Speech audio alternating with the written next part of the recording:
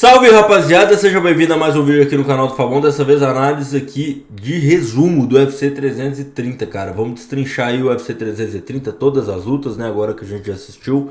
São 2 horas da manhã, então basicamente estou aqui assistindo o pós-card, tá tudo fresco na cabeça. Vamos que vamos, deixa o like, se inscreva no canal, a gente vai falar aí o que deu green, o que deu red, comentários, pós-luta, tudo aí que vier na mente, fechou? Vamos que vamos.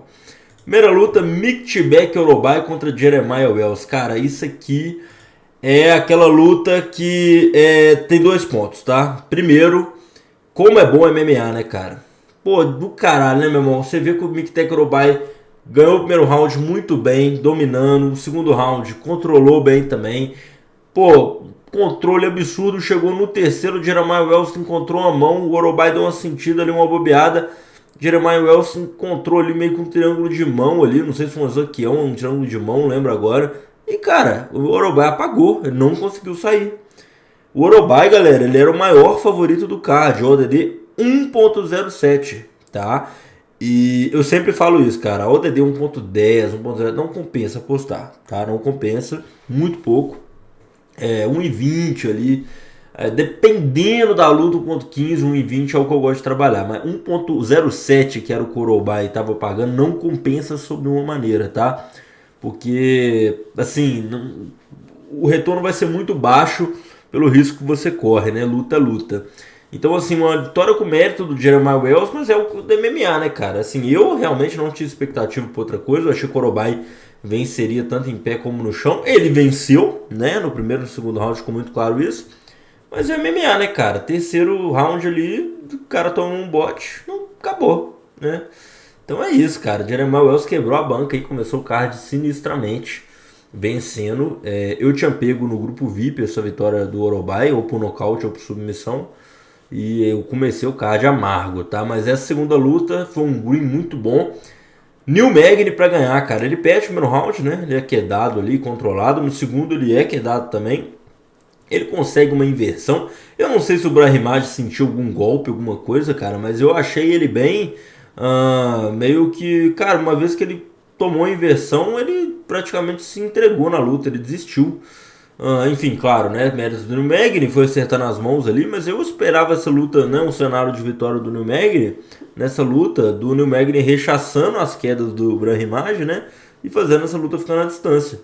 Mas o que a gente viu foi o Neil Magny, uma vez que ele estava de costas para grade, né, ele inverteu e aí, pô, soltou os golpes pra cima do Brahimaj e ganhou. E cara, Neil Magny é isso aí, cara, 2.20 ODD eu não concordava, então a gente pegou um green muito bom nessa vitória do Neil Magny, tá? Foi uma leitura excelente aí que a gente teve e na minha opinião era o certo, cara. Mesmo que o Brahimaj das últimas 4 lutas tinha 3 vitórias, eu sempre falo, a gente tem que olhar a qualidade dos adversários. Neil Magny tava topando o topo da categoria, né? Ian Gary, Carlos Prates, Rakhmonov, enfim.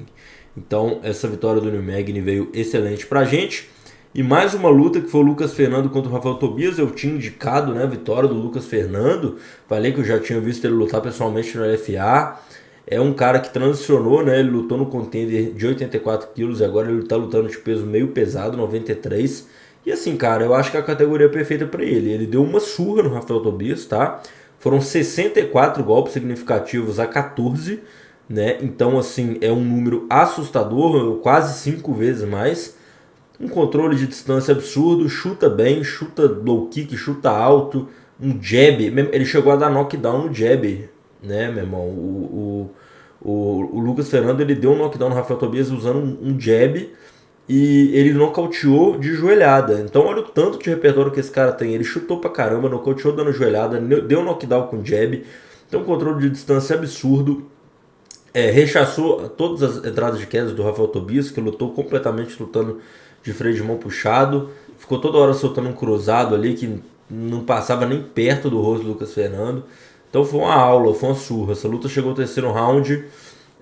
Mas assim, em todos os rounds o Lucas Fernando controlou. E no terceiro acabou vindo a joelhada ali.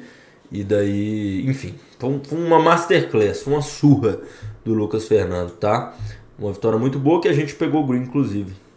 Então a gente vai para a próxima luta, Trizan Gore contra Vicente Luque. Cara, foi uma luta boa de se assistir. Eu acho que foi uma luta assim, que chegou até decisão. Eu esperava que fosse mais caótica essa luta do que foi, mas fato é que o Vicente Luque, no primeiro round, a luta estava bem equilibrada, bem parelha. Ele toma um golpe muito duro do Gore, né, cara? E aí ele meio que começa a andar para trás.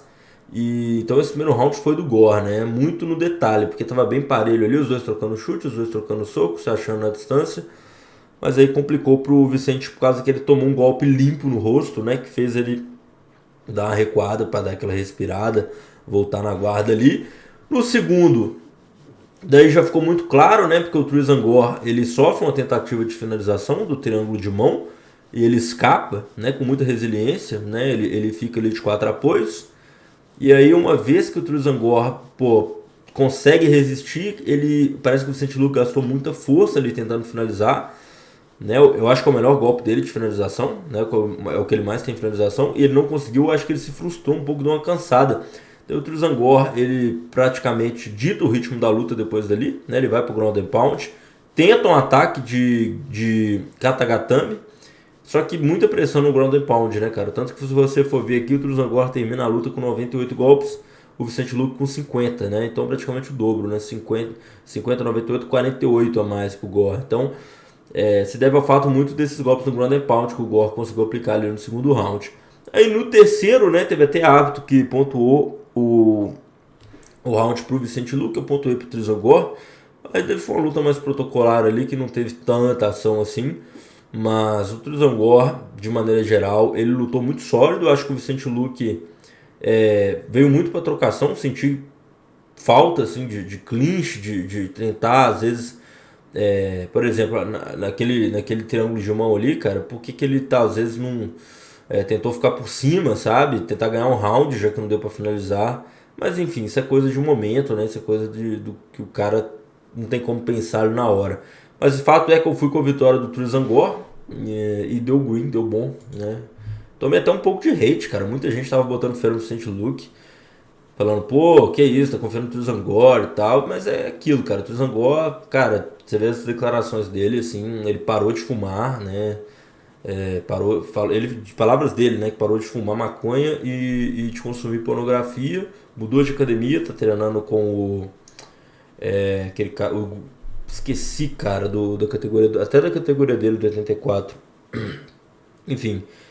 Mas ele mudou de academia, mudou de ambiente, então isso tem trago vários benefícios para ele. E ele ganhou do BKF, agora ganhou do Vicente Luque. Então, Trizan Gore aí, fenômeno, cara. Fenômeno.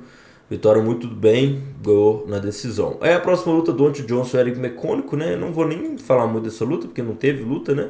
Foi um nocaute muito rápido, 1 minuto e 38 do primeiro round. Eu falei que eu não ia operar nessa luta, né? O Deontay Johnson estava muito como favorito, né? E ele vinha da decisão dividida contra o Corey Brandish.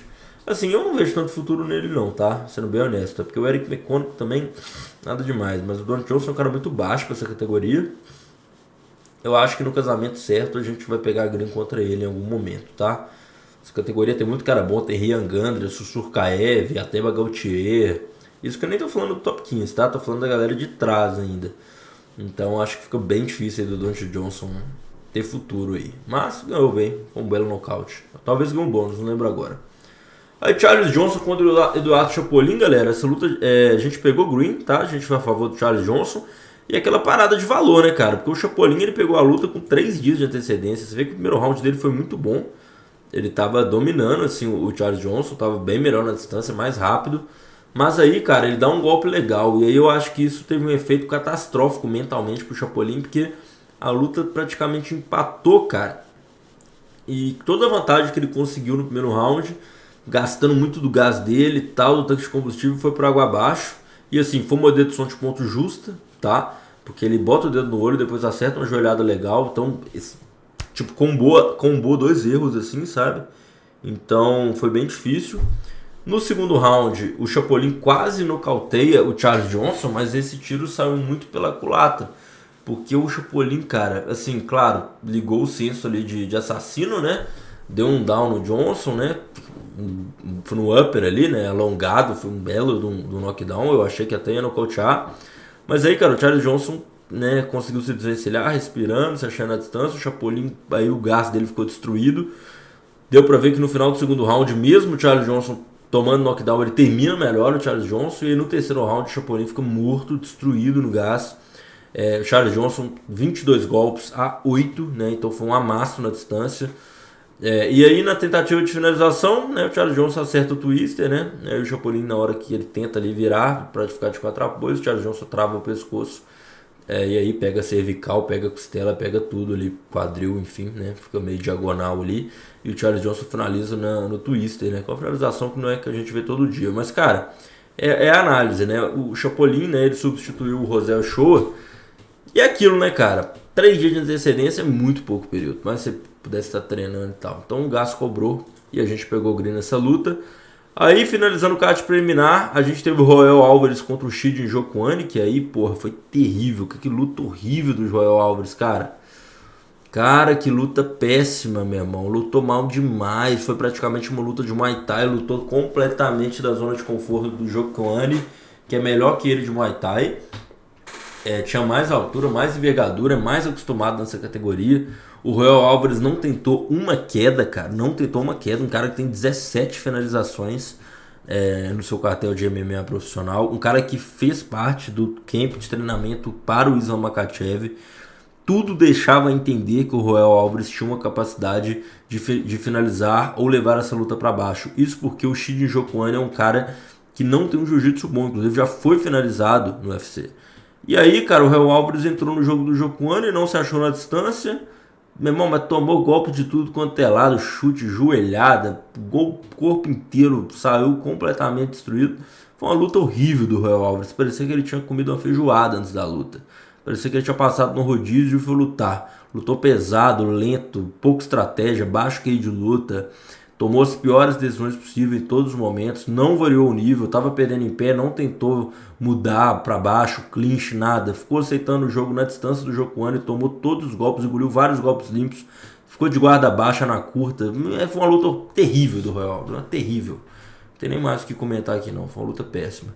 E essa a gente infelizmente tomou head, porque a gente confiou no Royal Álvares, porque a gente sabia, né, que ele em pé ele era ok, mas a gente acreditava muito que se desse ruim o grappling do Royal Álvares ia aparecer. Afinal, um cara que participou do camp do Makhachev tem 17 vitórias de finalização.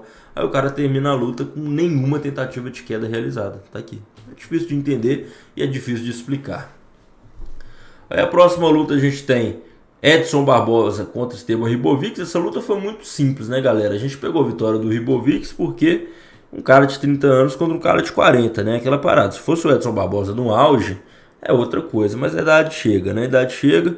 E aí o Ribovics, ele quase nocauteou no primeiro round. Aí no segundo ele já liquida a fatura. É isso, né? Não tinha como esperar um cenário diferente. O Edson aposentou depois dessa luta. Uma carreira brilhante. Eu acho que eu prefiro até falar disso, ao invés de falar de outras coisas. E o Edson, assim, né? Baita de uma carreira.